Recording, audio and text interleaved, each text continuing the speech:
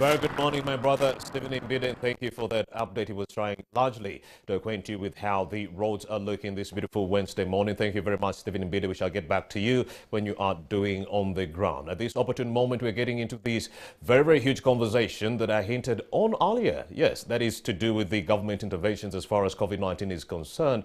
The relief that we've been seeing being distributed among those being considered vulnerable amidst so many of the contestations coming in from members of the public who are saying we are targeting a smaller number and we should be expanding the categories of people whom we deem to be vulnerable in that regard. The Uganda Bureau of Statistics contend that this country has some 8.3 million poor people, but yet if you deduct the 501,107 people we are currently targeting as beneficiaries, that would leave 7,798,000 people who are actually poor and could be actually have fallen into the vulnerability bracket in that regard. So many of the experts are saying these people were not vulnerable before the pandemic, but now that we instituted these lockdowns, this is the second one. These people might have fallen into the vulnerability bracket and could be in need of the 100,000 Uganda shillings that is being distributed to many of the vulnerable groups within the urban towns and ghettos in that regard. I have Mr. Rubongoya, David Louis Rubongoya. He is the Secretary General of the National Unity Platform Party, with whom we are going to be compounding more on this conversation. A very good morning, Mr. Rubongoya. Thank you for joining us. A very good morning to you and a very good morning. I gave you a call yesterday. You were in Barara. You were very, very fair, but then you did promise to make it to morning at NTV, and I thank you for having honored that promise. Thank you very much. All right. Matters of the state, matters of the nation actually call onto your services. And in this regard, we'd like to get your opinion or the opinion of the National Unity Platform Party on how this government has largely handled this COVID-19 pandemic and the COVID-19 relief. Go ahead. Thank you very much, and a very good morning to the viewers. Before I say anything, really, I want to use this opportunity to pay homage and salute all health workers in this country who are at the front line battling the COVID-19 pandemic. We really salute you, ladies and gentlemen, the doctors and nurses, the laboratory attendants and technicians, the cleaners in these hospitals, midwives who have had to deal with so many complications in this period. Using candles. The mortuary attendants, the ambulance drivers, all categories of health workers. I really want to salute you on behalf of the National Unity Platform. But beyond that, I think the government's response, has been like the way it has handled most other issues in this country, and I think it has failed substantially. If you look at the response and the way it has performed as compared to other countries in the region, but also on the global scale, you see that we're not doing very well. Even when we have opportunities, or even when we have an opportunity to do much better. On Health workers are still crying about lunch allowances. They're still crying about PPEs not being enough. Exactly. And for me, the issue is that you could excuse them when the COVID first came around March last year. Yeah. It was expected. I mean, every country was grappling. This was a new kind of pandemic. People did not know what to do. But we've had more than a year now to prepare for the second wave. To learn. And, there has only been retrogression in terms of the response, in terms of preparation. I think the worst scandal in this country in this year for me was when I saw General Museveni reading the number of ICU beds we have. And, it was ridiculous, to say the least. In variation to the recommendations coming in from WHO. Yeah. They were really low. They're really low. And, they were talking about 218 beds across the country. 218 beds across the country. And, recently I saw the Monitor run a story and said there's just one ICU bed for about 188,000 Ugandans. So you can imagine. When you talk about the relief being given to the people, the National Unity Platform came out earlier on and suggested that, first of all, this money is too little. You can imagine what 100,000 shillings is able to do for a person in 42 days. And we do not even know if the lockdown is going to be lifted immediately, because indeed you cannot be sure how the strain is going to be moving. But you're giving people 100,000, you're about 5 weeks into the lockdown, and only a fraction of the people who are meant to be given this money have received this money. They come up with different explanations here and there. If you go and did a survey, I don't know if you've been able to do it, in the ghettos and where the vulnerable people are. I hail from Nansen, Uganda. That's why I decided to come there to actually notice these issues unfold. And I could tell you for a fact, none of my neighbors have come to me saying they've received this money. Exactly. I mean, I've just made a deliberate effort. Last week I was moving around, and you could see many people are actually who registered, and they've been waiting for this money. It has not been coming through. So I don't know if this government does what it usually does, maybe gets a few people and then these people come on TV and say, oh, look, I've received my money and that kind of thing. But majority of the vulnerable people have not received this money. And you've also highlighted something very important. How can you say that in a country where majority of the people, and I even dispute the 8 million people who are living before the poverty line, but that's a debate for another day. Because if you go around this country, we could still have that debate now, because we are talking about 8.3 million people who cannot spend more than 3,500 shillings. Exactly. These are vulnerable people. These are vulnerable people. And what I'm trying to say is that I think there are many more than 8 million Ugandans who are living below the poverty line. But as you rightly pointed out, since the pandemic started and there was the first lockdown and all that, many more people have plunged into extreme poverty, absolute poverty. People have not been working and therefore not earning. There are people whose industries have been completely shattered. If you, for example, close a bar, you know that there are so many of these other people who feed off, just apart from the owner of this bar, or the artists. If a musician is not allowed to perform for 2 years, all these people who are, who survive on these artists are not able to work, and therefore they are going to plunge into extreme poverty. And even out of these millions and millions of people who are extremely poor, you say you're targeting only 500,000. Even the 500,000 you're targeting have not been able to get relief. So when I was growing up, I used to hear this thing of what the NRM did actually to this country. And I think this is what Ugandans have, that these are just empty promises which are not able to move this country forward. As a result of this, of course, we see that many people are dying, and not just due to COVID. Even starvation. Starvation. People are just dropping dead in some areas. A young man dropped on over the weekend. That is around Saturday, Sunday. As he was heading over to Mitiana Gombola grounds to get some food from Honorable Zake. He dropped dead. And the person dropped dead because people are poor. People have spent days, weeks and weeks without even having a meal. So. And if you look at, again, the statistics, the levels of malnutrition in this country, I fear for the children, because in northern Uganda, people have been battling all other sorts of ailments and diseases, nodding disease and these kinds of things. Now they have to deal with other effects of the pandemic, and it is really a mess. And, as NUP, we've really told the nation that this government cannot. I mean, you just impose a lockdown without a clear plan. I mean, you can even ask yourself if that lockdown is necessary at this particular point. Because, you're trying to, we have to deal with two things. There is dealing with life, and there's dealing with livelihood.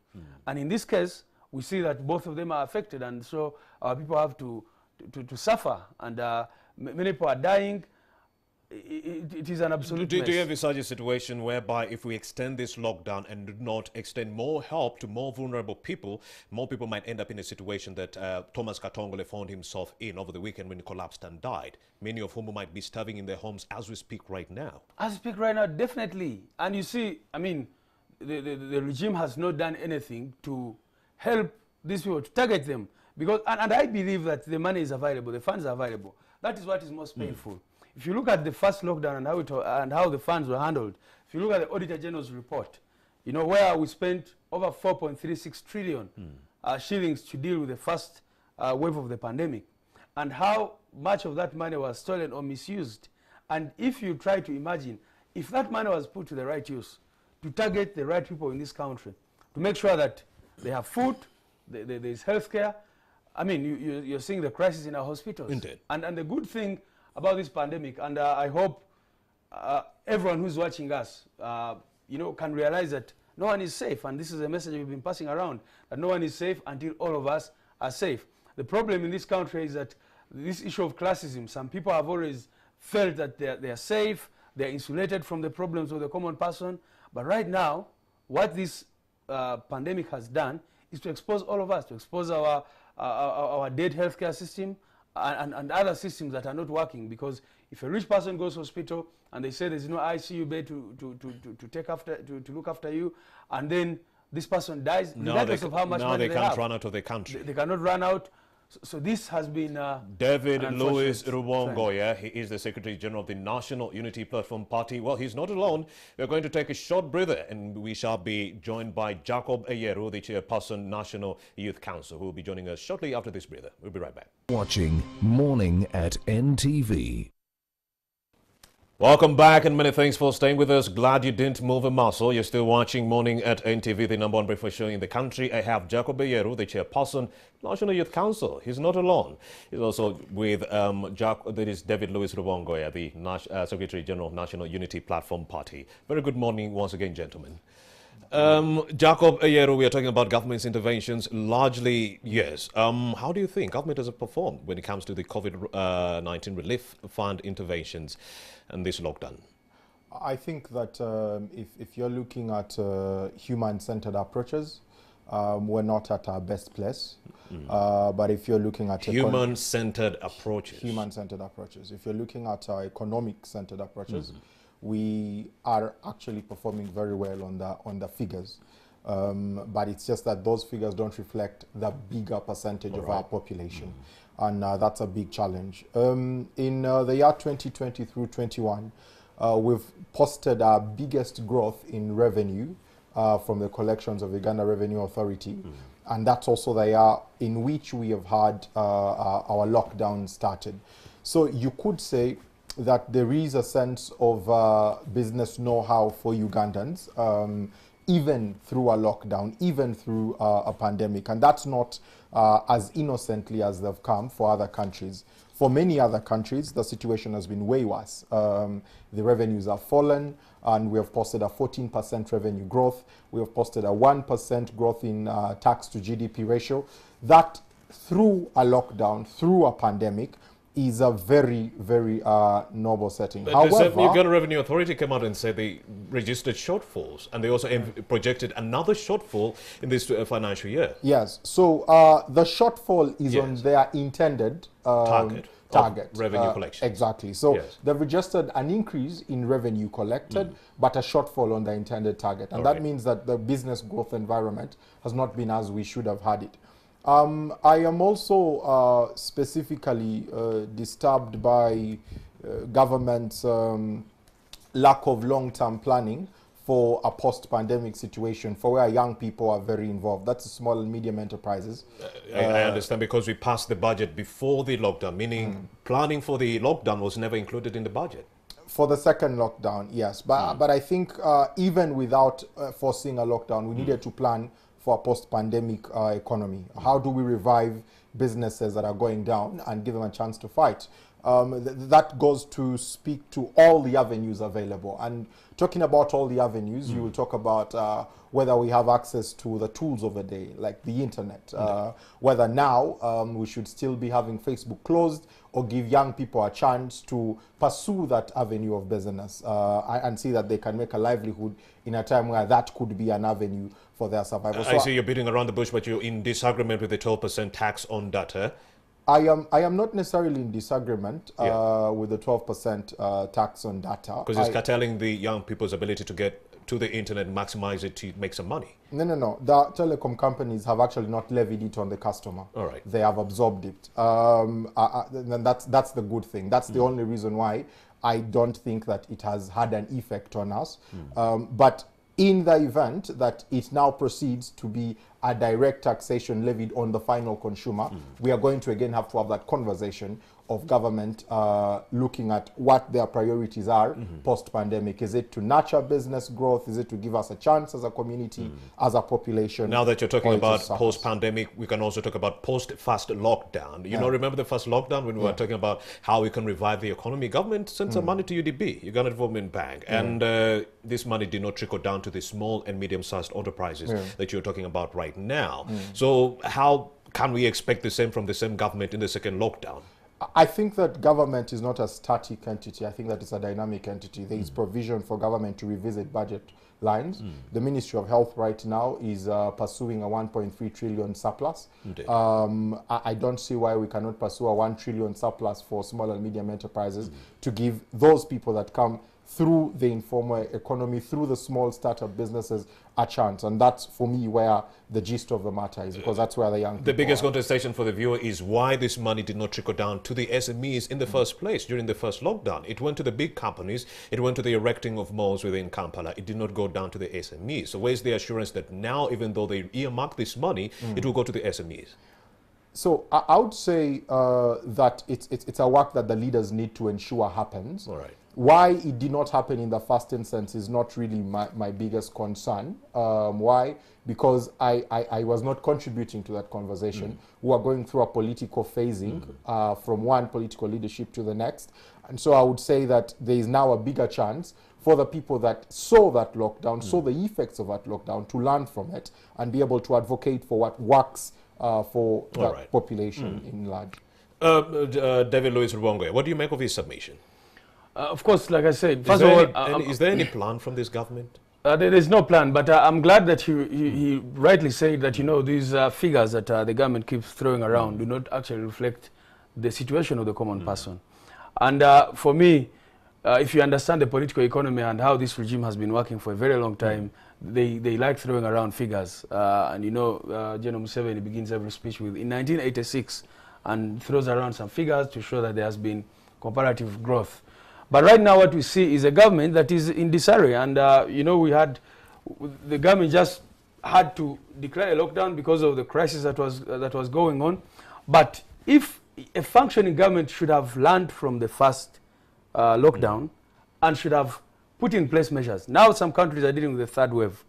And it is clear that these people have no plan for if it comes to Uganda, which it most likely will, and we have to battle the third wave of this pandemic, then you'll find that we are in the same situation. We're talking about the same thing. They are not putting in place measures. You're talking about SMEs, you're talking about the businesses for young people. And like we said, the challenge we have in this country is that the government is not as interested in the livelihood of the people, the welfare of the people, as it is interested in the politics. And that is why, for example, you have Facebook closed right now, certainly not for any reason, but for political reasons. And yet there are so many young Ugandans who do business on Facebook, through the internet. You have new taxes being introduced for the internet. You know, the last time they were talking about, you know, extending period, giving people some grace period in which to start paying water bills and electricity bills. But you saw what happened immediately after the lockdown. People's water and electricity in areas was being disconnected. Now you have a 30% tax being levied on the landlord, who is now pushing it to the tenant, who is at home sleeping, without a job. So I think there's no plan, and that's what we must admit. And if you see what our proposals as a national unity platform have been, first of all, the resources. You know, the problem is when people keep assuming that this country does not have resources. Let's just look at where the money is going. You just need to rechannel that money into the well-being of the people, and you have a solution to the problems of the common person. Jacob Eru, you beg to disagree? First, I would like to disagree on a point. The understanding of our Facebook situation is an international question of whether big tech should determine democratization of sovereign states. So you're taking us back to the purge Facebook had on government I'm actually Facebook saying pages. It is right for sovereign states to act on big tech companies politically when they're affected.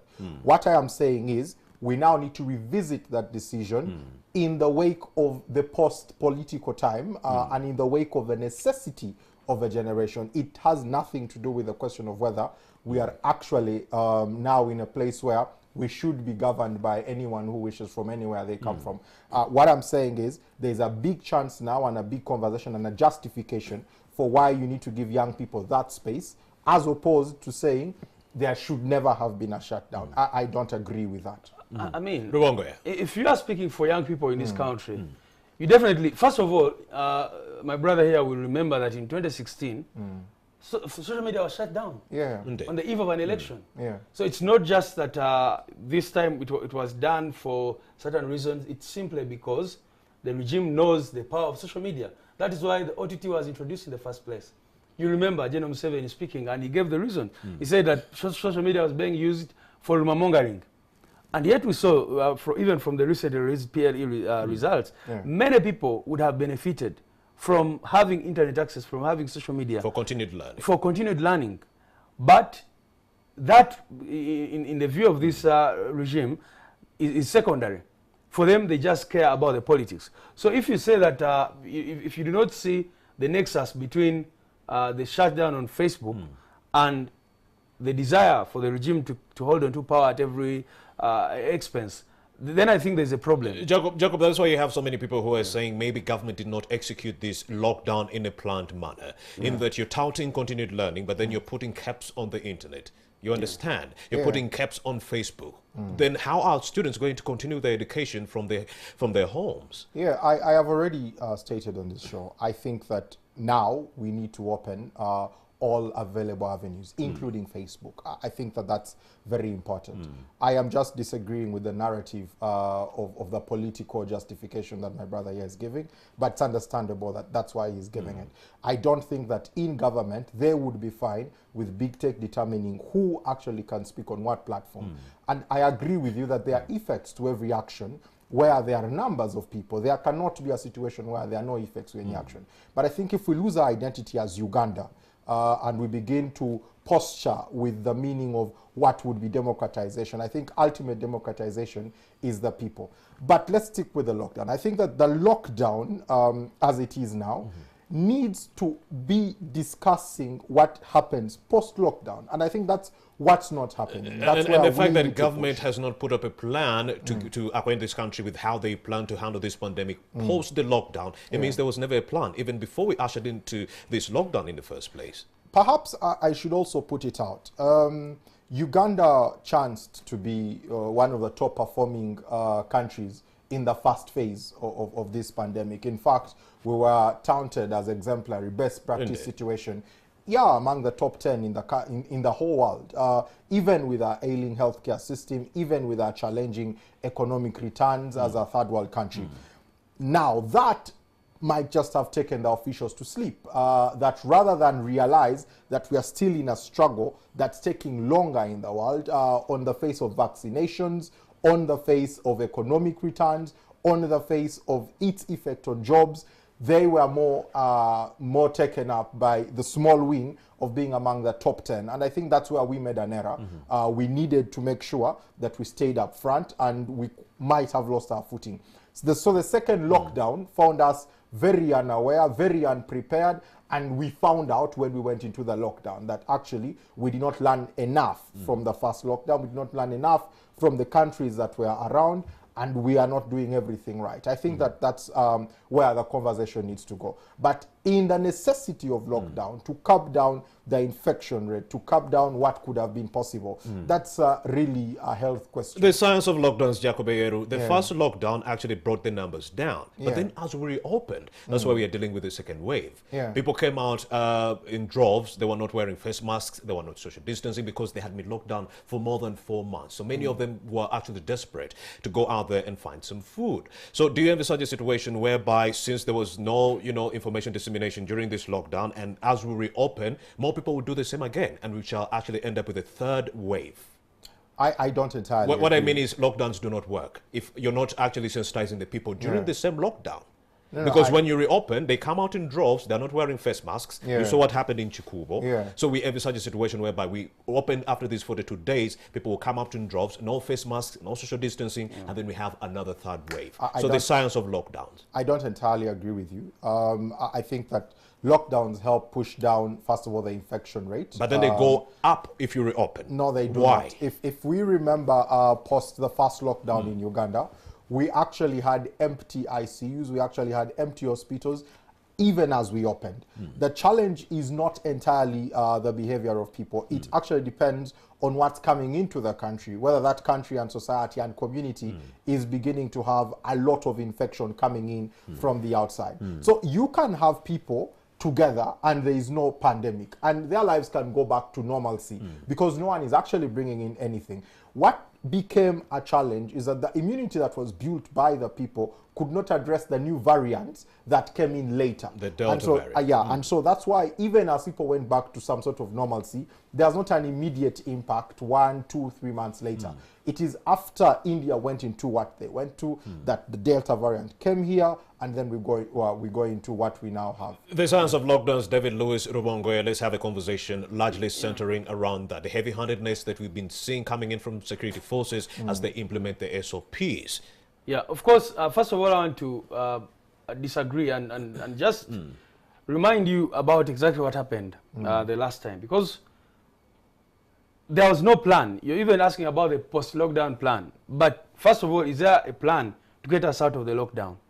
If Ugandans are not being vaccinated, I was in Europe recently, and now you can actually go to places without face masks in most of those countries because the citizens have been vaccinated. So I agree with your point that regardless of, the lockdown, if you do a lockdown and you open up and people start going about their usual businesses, and as you say, the airports are open, people are coming in and others going out, and life in a way returns to normal, automatically what you'll have is that there will be another surge. So the solution is actually not the lockdown. The solution is vaccinate the people. You must, and it's incredibly sad. You saw recently government, flouting these double cabin vehicles, new vehicles, and talking about that's what they have used the money to do. But if you look at the budget and look at the priorities, where the money is going, you can imagine if these funds were actually put to the right use to make sure that the citizens of this country are vaccinated, then you probably wouldn't even need to have a third lockdown. So that's why I'm saying that the regime has learned nothing. And it would also be easy, David Lewis Rubongoya, to vaccinate people whom, when you know how many are infected. Yeah. They've been slow testing. 1.4 million. I mean, I was looking at that and it's crazy. First of all, I just saw that the people have at least had one shot of a vaccine, just slightly over 1 million. I don't know, but 800,000 or thereabout. That is 2 dosages, and the I think everyone who has gotten one, at least 200,000 fully vaccinated, 800,000 one dose. Yeah, I saw the numbers just about. So 1.1 million. A million or something like that. People have just gotten at least a shot out of the population 1.9 million that we have. Secondly, you're raising another very important figure here. When you see, the people have tested, who have been tested. 1.4 million. 1.4 million from 21.9 million. From last year, I mean, since the pandemic started. And so what do we see? You see people in the villages, everywhere in this country, doing self-medication with all its dangers. Someone gets symptoms, they think I have coronavirus, because they cannot afford. Actually, 2 hours I did a report and they said 68% would actually self-medicate on herbs. Yeah. And over 50% would self-medicate using, pharmaceutical drugs. Exactly. That's how bad it is. I was reading the Trouser report, and it's incredibly sad to see that, first of all, you look at a test. Here in Kampala, I think the average amount you need is about 250,000. That is... to get a test. Yes, PCR test. PCR test. And the rapid test, about 80,000 shillings. I mean, we're talking about people who are starving, who are in their houses, who do not have even food. So how do you not provide... In other countries, you just walk into a pharmacy and get a free test and even get a free shot. Government is also offering free tests, but for people who present symptoms of COVID-19. But also, the distance citizens, especially in the rural areas, take to move from their home to the nearest health center, which actually has the capacity to do this PCR test or the rapid test. So without knowing how many are infected, we might not know how big of a problem we are dealing with. You cannot know. So in any case, for me, the point I'm making is that we just need to change the priorities. And as long as we have a government which really does not, in my view, care for the plight of the common person as much as... And if I might take you to even where the problems came from the last time. As NUP, we presented a proposal. We said, let's not go into an election in the midst of a pandemic. That's what we said. That was our stand. Because the Constitution of Uganda provides for alternatives. Says if you cannot have a normal election, let this and this happen. But because of the politics, again, which I'm talking about. So you believe it's because of the political season that we are here grappling with this second wave? Of course, it's in part the political season, but other factors as well. You remember when we were on the campaign trail, the government was hounding us everywhere while Chiku was open and people were moving around their usual business everywhere. But NUP could not hold any meeting, public meetings or whatever of any kind. You were just tear gas, beaten up, when all other areas were open. So the government viewed COVID as another tool of repression. What they used to do with the Public Order Management Act, they started using with COVID protocols and all that. Government was using COVID-19 as a tool of repression. That is a big, big statement, Jacob Eyeru. Yeah, it's a big wrong statement. I think that... How so? One, NUP was not allowed to hold gatherings of more than 200. That was the record. But in Chikubo, there were more than 200 people on a daily basis. No. I think it was very clear wherever President Museveni went, he met 200 people in sitting areas. I think their argument was, as police is clamoring to stop NUP from holding these meetings, people in Chikubo are running amok. Yeah, so that was the part. In fact, there were even NRM people who were themselves pursuing numbers way higher than 200. So yeah, so that's the double standard that we need to deal with. It does not therefore mean that it is permissible for someone else, because someone is doing it, someone else should break the law because someone else somewhere is breaking the law. But I want to go back to vaccinations. Go ahead. And I want us to be a bit more pragmatic. Ugandans are being fed on the thought that Uganda's Ministry of Health and intention is not to vaccinate the people. It appears as though the National Unity Platform has made this the political narrative that will drive them through the pandemic and why we are performing poorly. The entirety of Africa has a vaccination average of less than 2% for the first shot. For both shots, we have less than even 1% of the African continent. It is not an issue of Uganda. It is an issue of vaccine nationalization by so many vaccine production companies and nations in the world. Because out of the 3 billion vaccines that have been distributed, yes, 3,657,650,000 vaccines, you do have 3 billion going to 10 countries only. Exactly. 10 countries, 3 billion vaccines. And you'll find that the Serum Institute of India was producing 15% of the vaccines all over the world, but it was also producing over 90% for the COVAX program, which was giving to Africa. Now, there is no amount of prioritization for vaccination that would get Ugandans vaccinated right now at a rate of 50% or 30% or as we see necessary. Why? Not because Uganda is a poor negotiator, not because Kenya is a poor negotiator, not because South Africa is a poor negotiator, because there is vaccine nationalism in the world, and it's a big concern. Initially, it was vaccine skepticism, that there were vaccines and people did not want to take them up. Why? Because very many people were actually talking about the effects of vaccines, blood clots with AstraZeneca, with Pfizer, they were talking about mental issues. The thing that came down to paper was that actually it is just later on not available with the emergence of a Delta variant, that India now began to say, let us first look inward before we can be servants and perhaps play Jesus Christ in the world. And I think that if we can tell the citizens the truth, we can be able then to move as a country. This government has allocated 560 billion shillings for vaccines in this financial year. But I can assure you that even by the third quarter, with that money, we may not still be able to use that money to purchase any vaccines. Vaccine nationalism aside, Jacob Eyeru, yes, we are giving a businessman 2,000 vaccines, Hamis, Chigundu, to inoculate his tenants, to inoculate his workers. When you hear such a story coming in the news, when there is scarcity of vaccines, when there is nationalism of the vaccines on the international stage, what comes to your mind? A government that cares. I am personally waiting for the response of the Ministry of Health. If that indeed happened, it would be totally wrong. And in fact, I would be one of those that push for an arrest of someone, because that would be unfair to the economy. That would be unfair to the people of Uganda. And indeed, that would be unfair to the operations of fairness among the country, men and women of Uganda. David Lewis Ruongwe, it seems like if I have some 530 million to dish out, right now I can get a vaccine from the government. And he's saying that, you know, he's waiting for a report from the same people who did this. You know, he's saying, I'm waiting for a report from the Ministry of Health. What do you expect them to say? But beyond that, I mean, I've seen countries. Kenya recently was talking about getting 13 million COVID-19 vaccine shots, Johnson & Johnson. Yeah. Now, when you say that Uganda, that no matter no measure of prioritization would change our fortunes, I completely disagree. It's in part our priorities. It's in part our ability to negotiate. It's in part our outlook to the world. You know, General Museveni was the other day talking about foreigners and calling them names. You remember? Would you say the same for Ghana?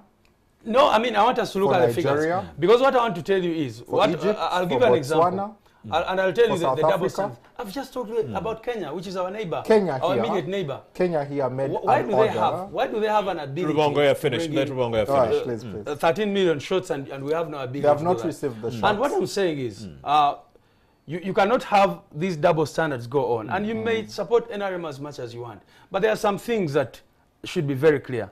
Now, here you are talking about nationalization.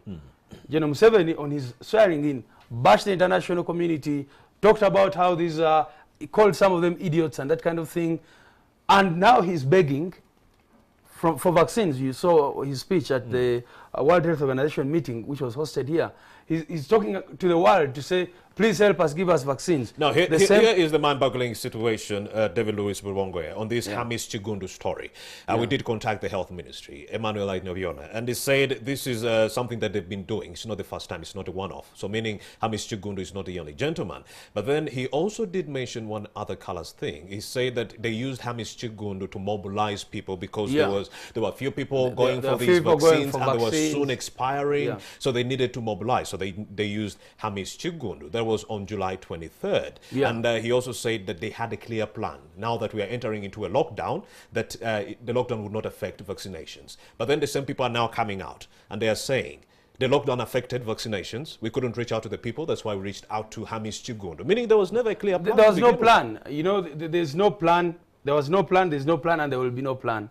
As long as you have a system which just survives by chance and no clear plan. We have a national planning authority, but if you see most of the planning for the pandemic, as every other thing else, it's done in State House. And that's, you know, for me, always mind-boggling. You cannot have the Ministry of Health fully in charge, but it also has to be pulled by State House.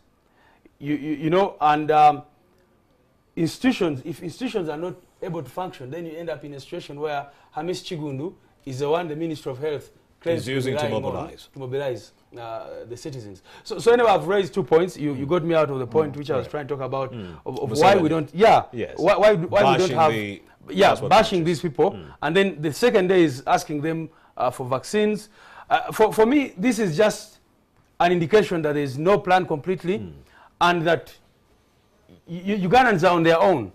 And Jacoberu, are Ugandans on their own? Meaning, if I have money in my pocket, I'll get some help. If I can dish out 530 million Uganda shillings and donate it to the task force, my family can get inoculated in that regard, even though there is scarcity. And who is in charge of this mobilization of vaccinations? According to the health ministry, according to the June 23rd reading coming in from the health ministry, it is KCCA and some members of the UPDF.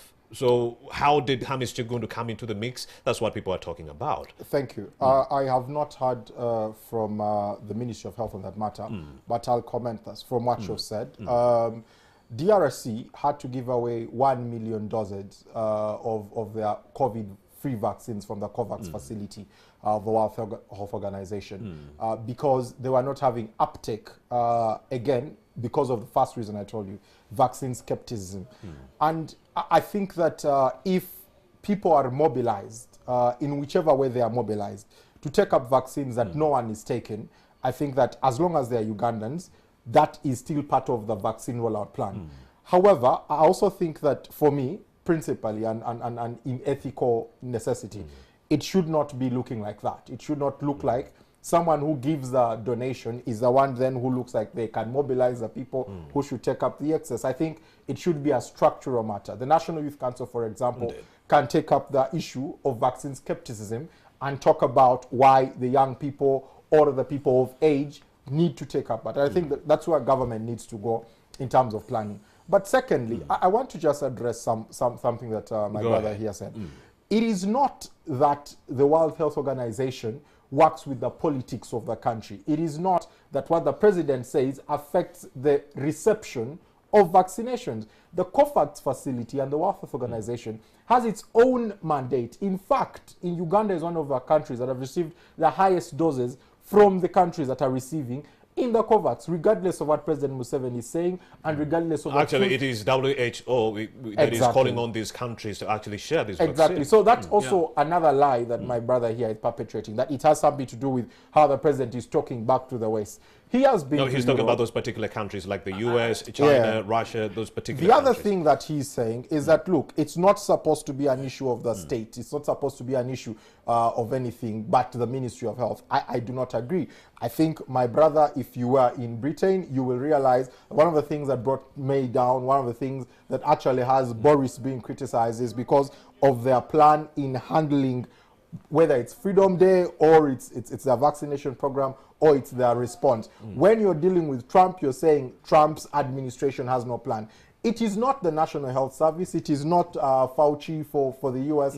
It even for Brazil, where we had a very outrageous presidential behavior, it was still about the president's behavior. So I think that let's not disgrace the structuring of nation states. I think we can agree that there's a problem with the plan. Let's not disagree with how the plan Let's also come back to administered. Uganda, because vaccinations are not taking center stage, but that was largely the plan during the lockdown. Vaccinate people so that we can ensure the reopening of the economy. So that is not happening. So in the absence of that, do you envisage a situation where we extend this lockdown and throw more people into more starvation? For me, that's where we need to have a conversation. As a country, what can we hold? If you're saying that people need to continue in lockdown, what are you doing to sustain the presence of people's fighting spirit? Because I can tell you for sure that people will only oblige to government for as long as they can have the trust being built by government for them. I think that government should act in a way that builds the trust of the people. And I do not think that continuous lockdown without some sort of avenue for people to survive in lockdown is actually good enough. Jacob Bayero, chairperson of the National Youth Council. I'm afraid I have Mr. Mbide on the line. Mr. Rubongoya was also itching to say something. But let's first go to Stephen Mbide. He's talking to the chairperson of NOTU, Mr. Asher Wilson Owere. All right, it's a very compelling conversation we are having right here on Morning at NTV. I still have David Louis Rubongoya, Secretary General NUP, and also Jacob Bayero, the chairperson of the National Youth Council. Gentlemen, a very good morning once again. You wanted to make a submission. You are really itching to actually counter Jacob Bayero on the issue of Facebook. Well, I just wanted to make a quick response to my brother here. When first of all, on the question of the West and what I was talking about was the double standards of the regime. We are begging these countries to give us vaccines, but we are stopping them. And then we tell them when it comes to human rights, to democratization and everything, we say, no, do not comment on that. And that's what we've seen. The government goes begging. The other day, Matia Kasaija, the Minister for Finance, was talking about how now we've gone past the threshold. We're in dangerous levels with regard to our national debt. 51.9%. 51.19%. We're going to these countries to beg for money for assistance. We're not able to stand on our own.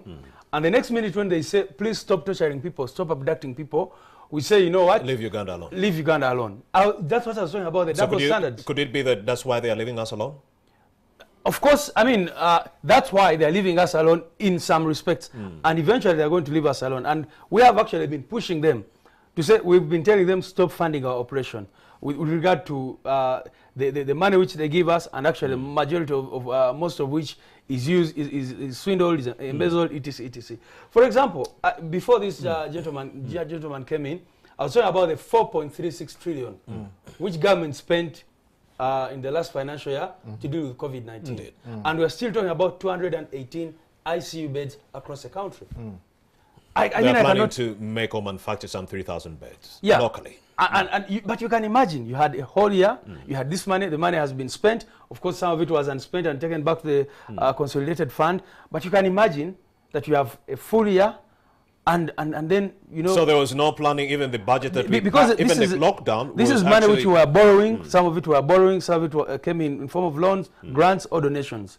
This lockdown that we are currently in, it was called after the passing of the budget, meaning it was never budgeted It for was or never planned for, Should we go back completely. and tweak the budget a little bit to focus on the current realities? Most definitely. We need to change our priorities. We need to revisit the priorities right now. But like I said, for me, in my mind, I'm convinced that they will not, because I know the people who rule over us. And I know that they are not interested. I mean, you saw the other day when General Museveni was quizzing the permanent secretary for Ministry of Health publicly, saying, I told you to buy this number of beds, why haven't they come? There's no explanation.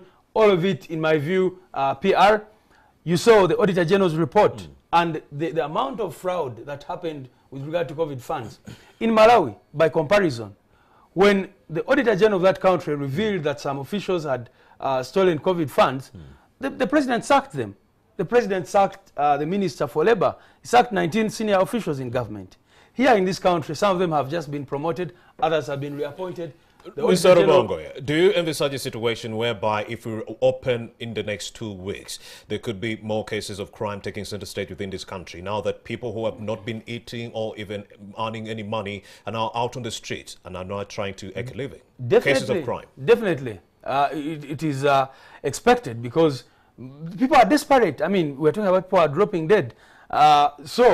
And that's why I said that what this whole COVID situation has showed us, that no one is safe until all of us are safe, both health-wise, security-wise, etc. You might be a rich person in your perimeter wall, but if we still have a government which is not focusing on that common person, this common person will come for you. Because, like they say, if the poor people have nothing left to eat, they will come and eat the rich. If the poor people have nothing left to eat, they'll come out and eat the rich. That is David Louis Rubongoya, the Secretary General of NUP. Let's also give Jacob Bayero a chance to also wrap up this conversation. Thank you. I think that what my brother here is doing is to say that because you had a quarrel with your neighbor last evening, you should not wake them up at night when their house is burning. It does not mean that because we have a stance against the West and its influence on our politics, we should therefore tolerate their indiscipline with regard to how they go about international relations. I think that also they have a right to their nationalisms, but it is a place of conversation. Do you concur with the issue of crime rising? I think that inevitably crime is going to rise. But crime will rise if we do not actually act in a manner that is supportive of hope for young people, for small businesses, and for people that actually need a startup. I think it would do us no harm as a country to say we need to reinvest. 53 billion is not enough. And in that respect, do you think this 100,000 should be increased and also targeting more vulnerable people in this country rather than what we are trying to look at right now? That's what I'm actually saying. Giving the country 200 billion and not 53 billion is still giving the country. And so I think government should give more to support its population, and it should go all out in supporting the population. That's where the focus really should be. Insightful, very insightful conversation with Jacob Bayero, Chairperson, National Youth Council, NRM, and also David Louis Rubongoya, the NRM Secretary General, National Unity Platform Party. You're not very wrong when you say no way. Well, and with that, we've come to the end of this conversation. My name is Romeo Busiko. Let's do it again tomorrow, same time, but be cognizant of the fact